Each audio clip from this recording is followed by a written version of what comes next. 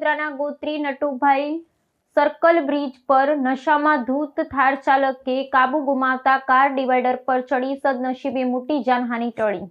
વડોદરા શહેરમાં રાત્રિના સમયે બેફામ વાહન હંકારતા નબીરાઓનો ત્રાસ યથાવત છે, જેના કારણે વધુ એક ગંભીર અકસ્માત સર્જાયો હતો। ગોત્રી હોસ્પિટલથી નટુભાઈ સર્કલ તરફ ઉતરતા બ્રિજ પર મોડી રાત્રે પૂરપાટ ઝડપે આવી રહેલી એક થાર કારના ચાલકે સ્ટીયરિંગ પરથી કાબુ ગુમાવતા કાર ધડાકાભેર રોડના વિભાજક ડિવાઈડર પર ચડી ગઈ હતી। પ્રાથમિક વિગતો અનુસાર કાર ચાલક નશાની હાલતમાં હોવાનું જણાયું હતું।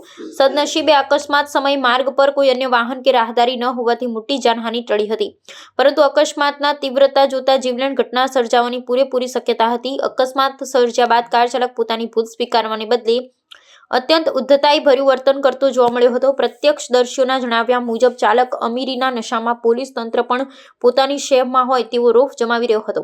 અકોટા પોલીસ સ્ટેશનની હદમાં બનેલી આ ઘટનામાં કાયદાના રક્ષકો આવા બેલગામ તત્વોની શાન કેવી રીતે ઠેકાણે લાવે છે તેના પર સૌની નજર છે। શહેરમાં અવારનવાર બનતા આવા અકસ્માતો નિર્દોષ નાગરિકો માટે જોખમરૂપ બની રહ્યા છે, ત્યારે પોલીસ દ્વારા કડક દાખલો બેસાડવામાં આવે તે અનિવાર્ય છે। આ અકસ્માતમાં માત્ર વાહનને જ નહીં પરંતુ મહાનગરપાલિકાની સંપત્તિ સમાન ડિવાઈડરને પણ મોટું નુકસાન પહોંચ્યું છે।